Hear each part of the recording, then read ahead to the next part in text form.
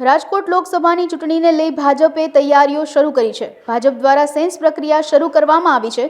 ભાજપ દ્વારા રાજકોટમાં કમલમ ખાતે સેન્સ પ્રક્રિયા યોજાઈ। પીએમ મોદીના આગમન બાદ સીધી જ સેન્સ પ્રક્રિયા હાથ ધરાઈ હતી। દાવેદારો સમર્થકો સાથે સેન્સ પ્રક્રિયામાં જોડાયા। રાજ્યસભાના સાંસદ મયંક નાયક સેન્સ લેવા માટે રાજકોટ આવી પહોંચ્યા હતા। રાજકોટ કમલમ કાર્યાલય ખાતે ચૂંટણીના ઢોલ ઢબુક્યા છે। લોકસભાનું ચૂંટણી પહેલા ભાજપ કાર્યાલય ખાતે ઢોલ વગાડવામાં આવ્યા। બક્ષીપંચ મોરચા દ્વારા મયંક નાયકનું સ્વાગત કરવામાં આવ્યું હતું। બસ જિલ્લાની સેન્સ પ્રક્રિયા ચાલી રહી છે। તેમાં ગુજરાતમાં જે 2 ટર્મથી 26 સીટ ભારતીય જનતા પાર્ટી એ જીત હાંસલ કરી છે। આ વખતે પણ ગુજરાતની 26 સીટ ભારતીય જનતા પાર્ટી જીતશે એવા ચોક્કસ છે। એ નો રિપીટ થિયરી તો ઘણા બધા લોકોને ઉંમરના કારણે વધુ ટર્મ જીતતા હોય અને આ બધું જ કેન્દ્રીય પાર્લામેન્ટરી બોર્ડે ટિકિટ ફાળવવાની છે। એટલે આપણે કોઈ એવી કલ્પના ન કરી શકીએ કે કોને ટિકિટ ફાળવવામાં આવશે।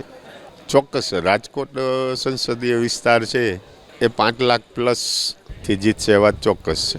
કેન્દ્રની સૂચના અનુસાર ભારતીય જનતા પાર્ટી ગુજરાતે 26 અને 27 2 તારીખ નિશ્ચિત કરી છે અને મોટાભાગના લોકસભા વિસ્તારમાં આજના જ દિવસે અપેક્ષિત લોકો પાસેથી ઉમેદવાર વિશે આગામી ચૂંટણી માટે સેન્સ લેવામાં આવશે।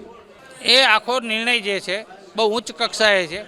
હું તો પ્રકાશ સોની તરીકે આ શહેરના પ્રભારી તરીકે એટલું કહું કે ત્યાંથી જે નિર્ણય આવશે એને બધા જ કાર્યકર્તાઓ ઢોલ વગાડીને વધાવી લેશે। સેન્સ પ્રક્રિયામાં મયંકભાઈ જે હમણાં જ રાજ્યસભામાં બિનહરીફ ચૂંટાણા છે એ આવશે, ટૂંક સમયમાં જ આવી જશે।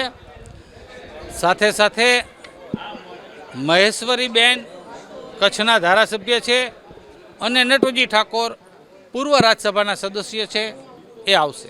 દેશના યશસ્વી વડાપ્રધાન, વિશ્વના લોકપ્રિય નેતા અને આપણે આ ગુજરાતના સપૂત આદરણીય નરેન્દ્રભાઈ મોદી સાહેબના નેતૃત્વમાં કેન્દ્રીય મંત્રી, કેન્દ્રીય ગૃહ અને સહકારિતા મંત્રી આદરણીય અમિતભાઈ શાહ સાહેબ, આપણા રાષ્ટ્રીય અધ્યક્ષ આદરણીય જેપી નડ્ડા સાહેબ, ગુજરાતના પ્રદેશ અધ્યક્ષ આદરણીય પાટીલ સાહેબ,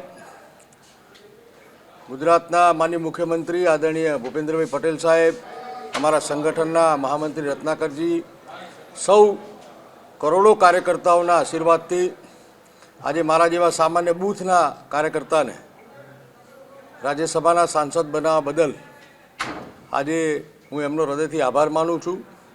રાજકોટ આજે અહીંયા પાર્ટીના કામે આવેલા છીએ ત્યારે રાજકોટના અમારા મોરચાના કાર્યકર્તાઓ દ્વારા અને પાર્ટી દ્વારા મારું સ્વાગત સન્માન કર્યું એ બદલ એમનો આભાર પણ વ્યક્ત કરું છું।